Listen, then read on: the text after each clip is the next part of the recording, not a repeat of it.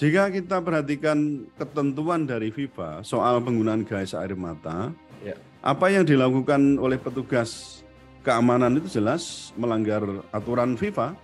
Karena di dalam aturan FIFA itu ya soal pengamanan dan keamanan stadion yang biasa disebut dengan Stadium Safety and Security Regulation itu tertuang soal poin penggunaan gas air mata yang dilarang. Jadi di situ dijelaskan intinya bahwa gas air mata tidak boleh dipakai. Atau lebih lengkapnya lagi, senjata api atau gas pengendali massa, yaitu contohnya adalah gas air mata itu tidak boleh dibawa atau digunakan. Ini kalau di regulasi itu ada di pasal 19B yang tadi saya sebutkan itu. Nah, kalau membawa gas air mata ke dalam stadion saja tidak boleh, lalu apakah kita masih mau memperdebatkan dulu soal penggunaannya? Apalagi kok menyatakan telah sesuai prosedur. Lah prosedur yang mana? Orang membawa saja tidak boleh kok menggunakan prosedur. Nah, dalam hal ini bahkan banyak juga ya lembaga-lembaga non pemerintah, ya ada LBH dan seterusnya itu yang menduga bahwa penggunaan kekuatan yang berlebihan atau disebut dengan excessive use force melalui penggunaan gas air mata dan pengendalian massa yang tidak sesuai dengan prosedur itu menjadi penyebab banyaknya jatuh korban yang tadi Mas mencapai ratusan itu.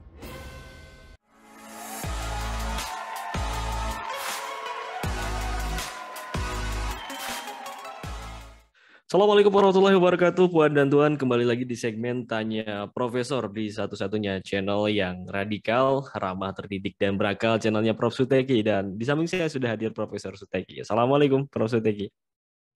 Waalaikumsalam warahmatullahi wabarakatuh.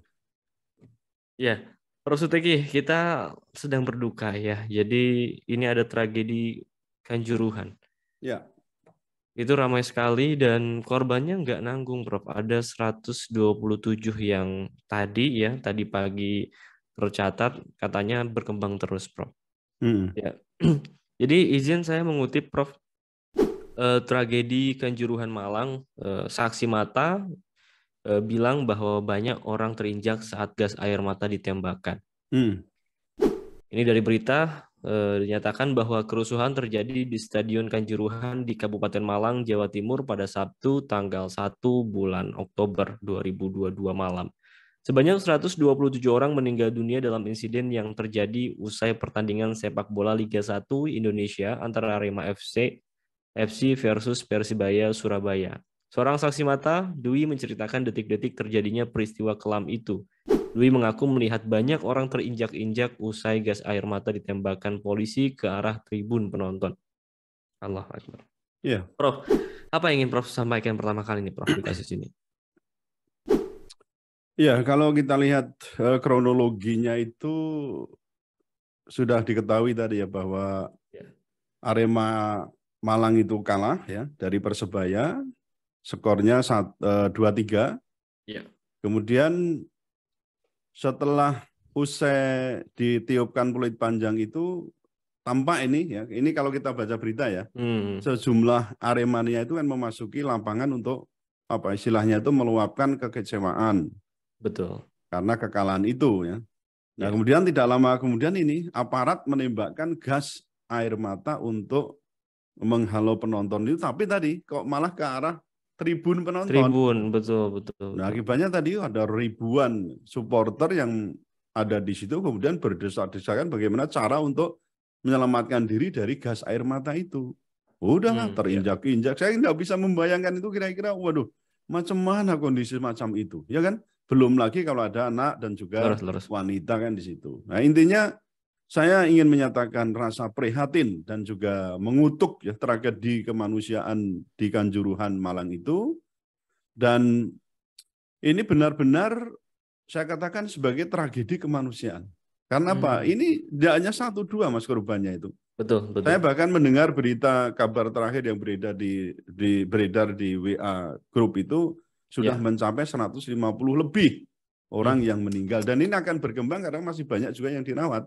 Dan kondisinya juga parah begitu ya. Nah, saya dalam hal ini perkenankan untuk menyatakan ya belasungkawa yang sedalam-dalamnya kepada seluruh keluarga korban, baik dari masyarakat umum maupun kan ada dua aparat, dua ya Betul, kira-kira ya, betul. dua aparat Dua. kepolisian itu. Masya Allah, ya. Prof, bagaimana Prof melihat tinjauan hukum di kasus ini, Prof? Yang jelas ada fakta hukum terbunuhnya Ya, banyak orang, kan itu kan? Itu fakta hukum. terus. Terbunuhnya banyak orang secara bersamaan di situ. Nah ini kan berarti ada korban. Kalau ada korban berarti patut diduga itu ada pelaku Ya, yang dalam hal ini terlibat di situ. Kan tidak mungkin ya, kecuali orang bunuh diri ya itu jelas. namanya dia korban tapi ya pelaku ya. Iya, iya. Tapi ini mereka nggak mungkin lah itu melakukan bunuh diri. Hmm, Nah, jadi ini yang kemudian harus kita telusuri adalah di situ apakah ada unsur kesengajaan ataukah karena kelalaian.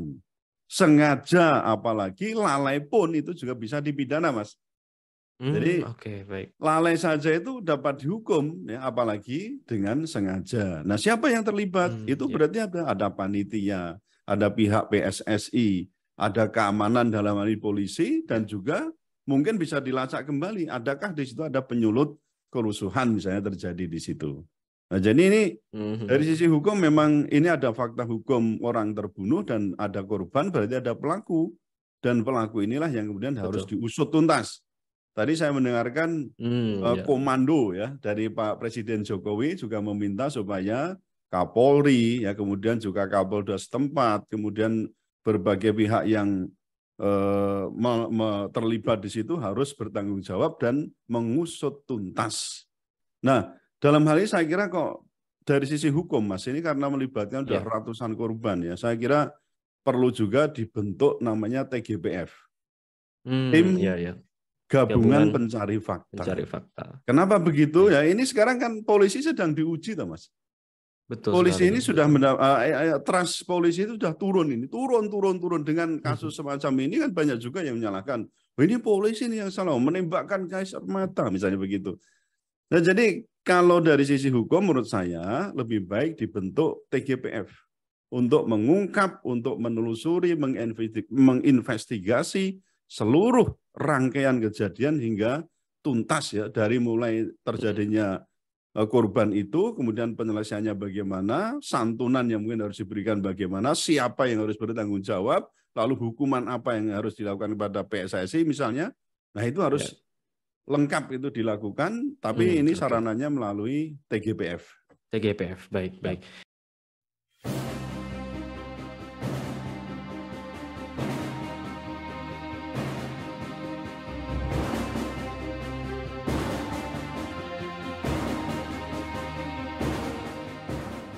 Ya, Prof.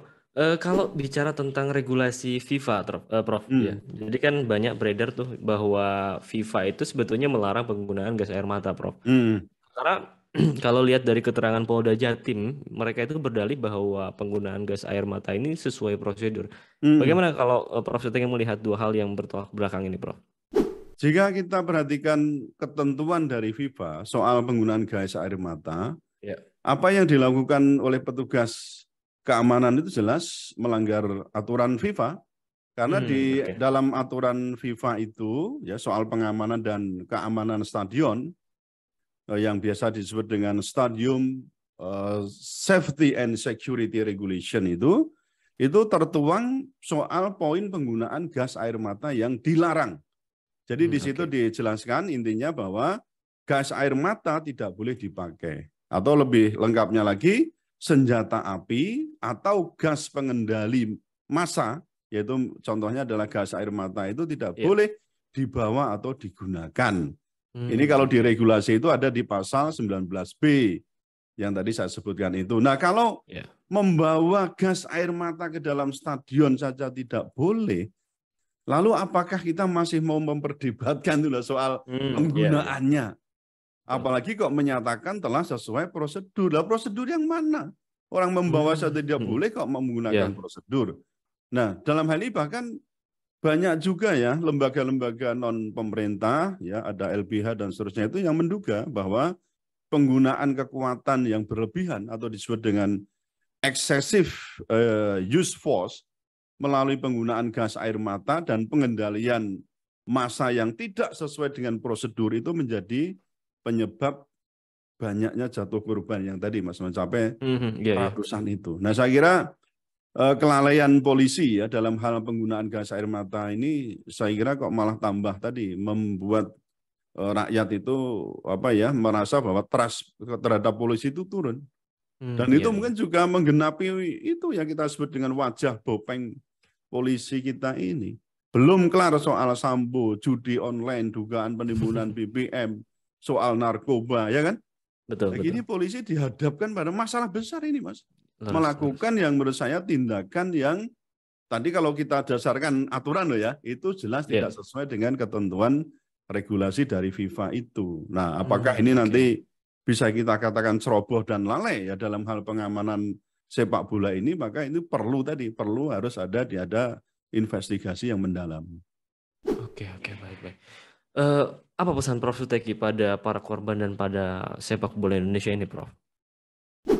Ya, kita lihat ya, banyak korban itu kan sebenarnya tidak membuat kericuhan di situ ya. Tapi karena tertahan di stadion lantaran ditembakkan gas air mata itu. Nah, jadi maka panik ya, Prof ya? Iya, panik kan di situ. Anak-anak apalagi dengan wanita itu ya panik sekali. Itu sebagian besar yang meninggal justru kan usia muda itu. Iya. Ya kita tahu sendiri kalau namanya supporter sepak bola itu rata-rata ya anak-anak SMA ya ke bawah itu kan banyak sekali. Kalau di Semarang di Jatidiri itu ya macam gitulah kita tahu sendiri. Nah maka maksud saya dalam hal pengelolaan stadion ini ya mestinya memang harus banyak pintu yang siap kapanpun dibuka ketika memang kondisi itu darurat.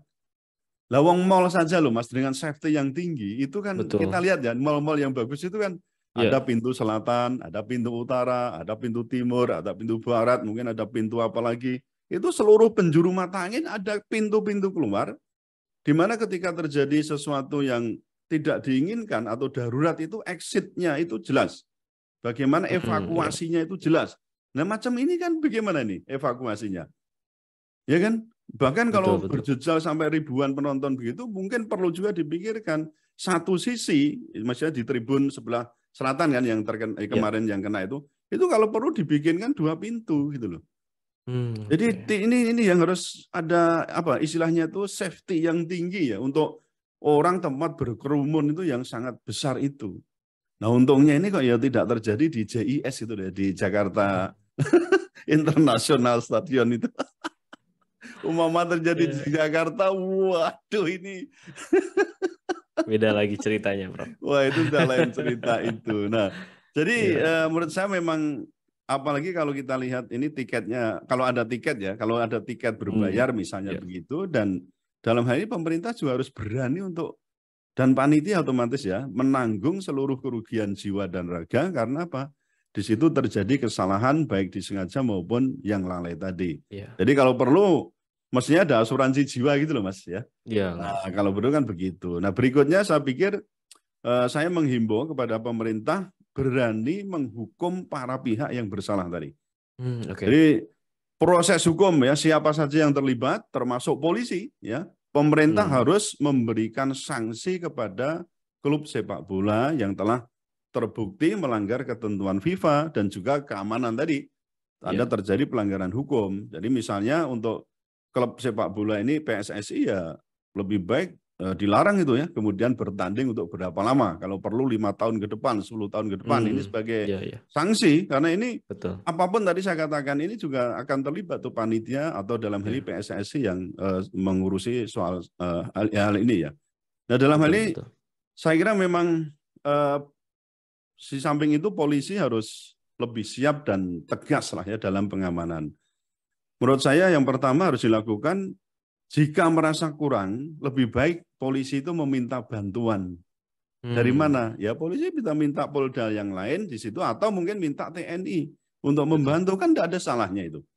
Lalu yang kedua, jangan spekulasi dengan jumlah penonton dalam satu stadion ini jumlahnya yang ribuan.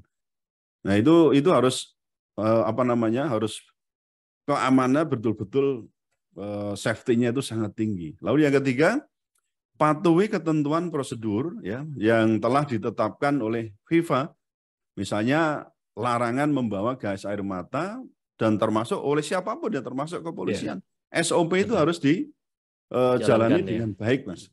Betul. Karena ada ketentuan juga ketika misalnya ada kerawanan supporter itu kan merangsek dari awal sudah bisa ditengarai lah kira-kira nanti kalau misalnya kalah kan jadi apa. Itu kan hanya kemarin kan hanya Arema semua kan. Bukan ada dari Persebaya karena Persebaya sudah mendapat skor juga tidak boleh nonton itu. Iya. Andainya itu dua-duanya ada. Wah, itu memang harus ada treatment misalnya di baris yang terdepan. Ini juga aturan dari FIFA kalau nggak salah. Itu harus diisi oleh petugas keamanan. Jadi tidak boleh penonton yang umum itu ada di barisan depan. Ya depan itu diisi petugas keamanan. Kalau perlu kelihatan, memang polisi ada di situ, tentara ada di situ, kan hebat aja. Jadi yang atas mau turun mikir, gitu loh Mas. Itu kan strategi juga. Kenapa nggak dilakukan itu? Iya. Jangan pakai preman. Kalau menurut saya harus pakaian dinas gitu ya. Wah, itu kan namanya dinas itu kan sudah dalam tanda kutip sudah membuat down orang kan. Jangan preman, tapi pakaiannya dinas. Ya, cukup membawa misalnya pentungan, tidak boleh bawa senjata api atau senjata peluru tajam atau bagaimana, nggak boleh. Apalagi gas air mata itu. Cukup bawa pentungan aja. Kalau pentungan boleh karena aparat kepolisian diberi hak untuk membawa pentungan. Kan itu. Nah, jadi itu sebenarnya langkah-langkah ketika ada risiko tinggi itu bisa diperkirakan, maka aparat ini memang tidak boleh lalai dan siap siaga untuk menjaga keamanan seluruh stadion itu ya secara sempurna atau secara lebih baik lah supaya tidak terjadi hal-hal yang tidak diinginkan seperti ngamuknya para supporter itu terhadap ketidakpuasan terhadap hasil yang dicapai atau diraih oleh timnya. Saya kira itu Mas yang perlu saya sampaikan. Ya, baik. Terima kasih Prof. Suteki. Terima kasih juga pada Puan dan Tuan yang sudah menyaksikan sampai di sesi pertanyaan keempat pada tragedi Kanjuruhan di Malang. Kita berdoa semoga keluarga yang ditinggalkan diberikan ketabahan dan ini menjadi duka kita semua ya Prof ya. Ya. Mudah-mudahan ke depan sepak bola Indonesia bisa lebih baik ya dan juga tidak lagi menelan korban jiwa.